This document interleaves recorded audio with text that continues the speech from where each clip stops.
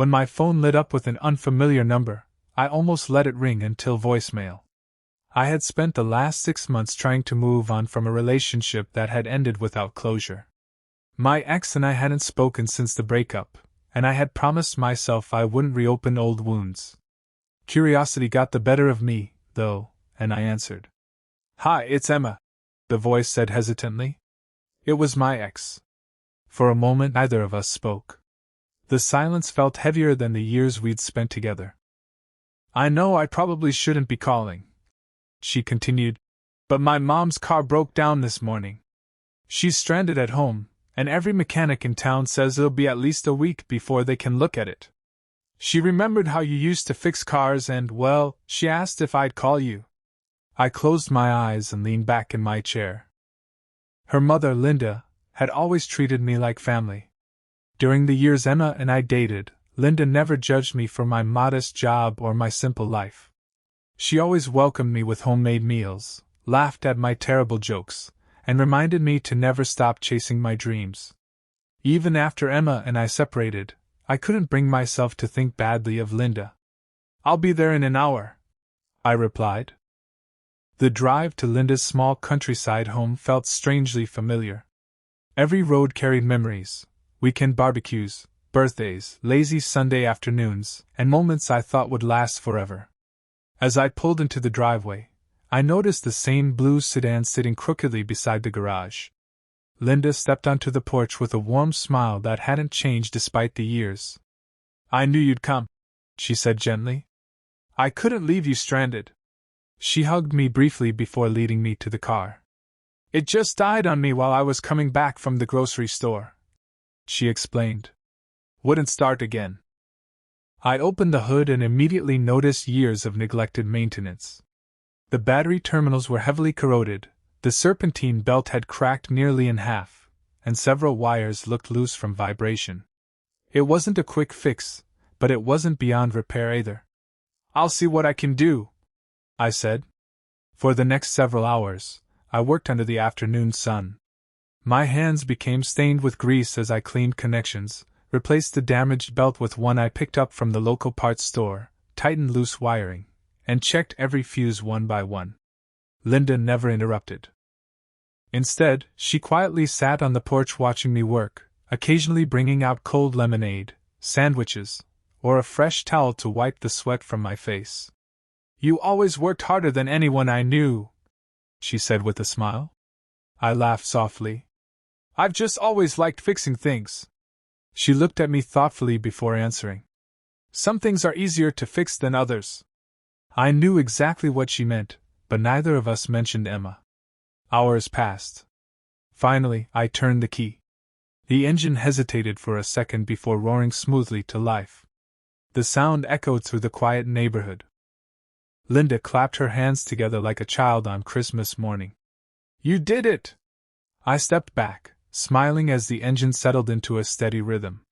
"She should be good for quite a while now," I said. "Just don't ignore the regular maintenance anymore." "I promise." She insisted I stay for dinner, but I politely declined. "It'll be dark before I get home." She nodded with understanding. At the front door, she handed me a small envelope. "I can't let you leave empty-handed." I gently pushed it back. "No, Linda. You've fed me enough meals over the years. Consider this my thank you." Her eyes became glossy. "You've always had a good heart." I grabbed my toolbox, walked down the driveway, and placed it into the back of my truck. For the first time all day, I felt at peace. Helping her had reminded me that not every connection from the past had to end in bitterness. Sometimes kindness could exist without expectations. I climbed into the driver's seat and reached for the ignition. Then I heard soft footsteps behind me. "Wait!" Her voice was barely louder than the evening breeze. I turned around. Linda stood at the edge of the driveway, nervously twisting her hands together. She looked as though she wanted to say something she'd been holding back all afternoon. Then, almost in a whisper, she asked, "What about me?" I froze with my hand on the truck door. For a second, I wasn't even sure I'd heard her correctly. The evening air had gone quiet, and the only sound was the soft hum of the engine I had just repaired. I slowly turned around. Linda stood at the end of the driveway, her hands clasped tightly together. She looked nervous, almost as if she regretted speaking. "I'm sorry," she said quickly. "That came out wrong." I walked a few steps closer. "What did you mean?" I asked gently. She looked down at the ground before meeting my eyes again. "I wasn't talking about the car." I stayed silent. She took a slow breath. "Ever since you and Emma broke up, everyone stopped coming around." Her voice trembled. "Emma moved 3 states away for work. She calls when she can, but she's building her own life. My husband has been gone for nearly 8 years now. Most of my old friends have either moved away or passed on. This house," she glanced back toward the porch, "used to be full of laughter." She smiled sadly. "Now it's just quiet." I didn't know what to say. She continued. "When you were here today, it felt like the old days again. Someone was in the driveway. Someone was laughing. Someone cared enough to spend hours helping me." She wiped away a tear before it could fall. "You fixed my car." Her voice dropped to barely a whisper. "But what about me?" The words hit me harder than I expected. I had spent months believing I was the one carrying the pain from the breakup. I never stopped to think about how the people around us had been affected too. Linda wasn't asking for money. She wasn't asking me to replace anyone. She was asking not to be forgotten. I leaned against the truck and sighed. "I'm sorry," I admitted. "For what?" "For assuming you were okay." She gave a small shrug. "Everyone assumes older people are used to being alone." I looked toward the porch where we had shared sandwiches earlier that afternoon. "I guess I never asked?" "No one does." The silence between us felt different now, not awkward but honest. Finally, I smiled. "I suppose I can stay for that dinner after all." Her face lit up instantly. "You mean it?" "I do." Within minutes we were sitting at her kitchen table, eating homemade chicken pot pie and fresh bread that she'd baked that morning. The conversation flowed naturally. She told me stories about her childhood that I'd never heard before. She laughed about the first car she and her husband had bought together, a rusty pickup that barely ran.